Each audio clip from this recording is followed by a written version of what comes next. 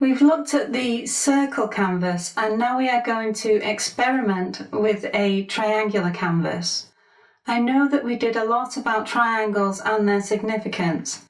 It would seem strange if we didn't attempt to learn something from using a triangular shaped canvas.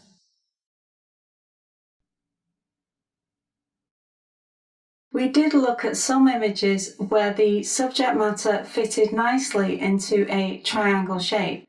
It would have been possible to alter those images by cropping it into a triangular shaped canvas, although cropping always has its consequences, and it would be a shame to lose those cute cherubs at the bottom of the image. In creating a triangular or circular image, it is good to know that cropping is an option, but it isn't the only option.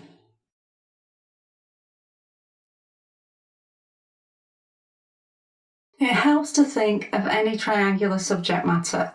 It doesn't need to be an exact triangle. It just needs to be subject matter that is wide at the bottom and narrow at the top.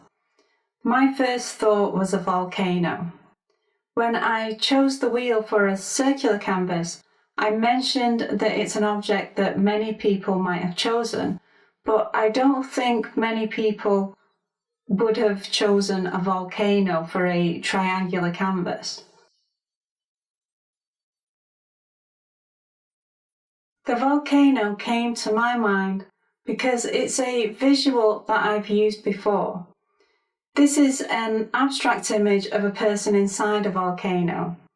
This is a common theme for me.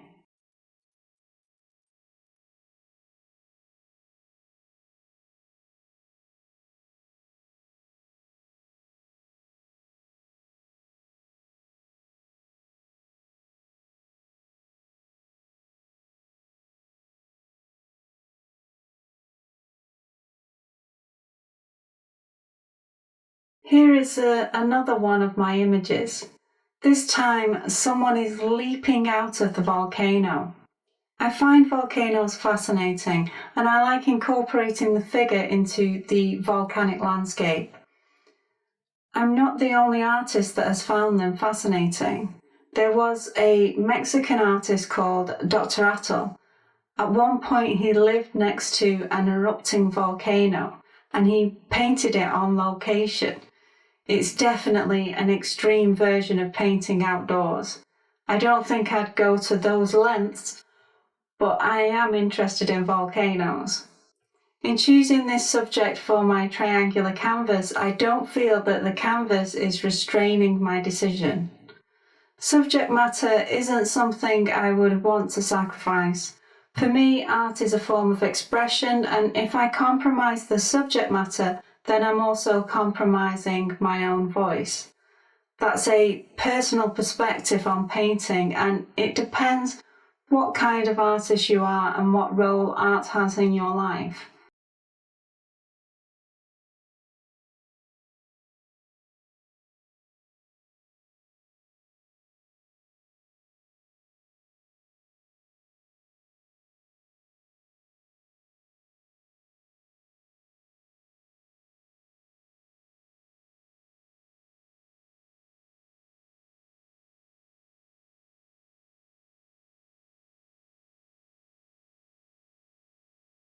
Here is my triangular canvas showing a figure resting inside an erupting volcano.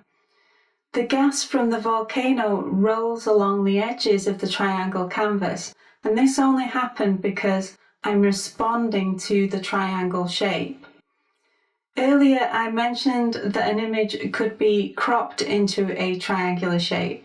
A triangular canvas could also be expanded into another shape.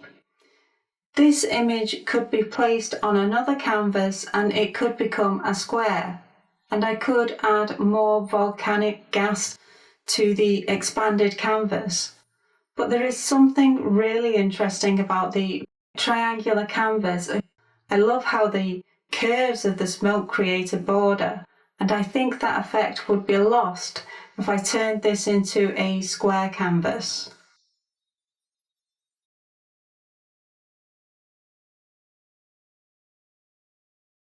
The triangular canvas does have its limitations.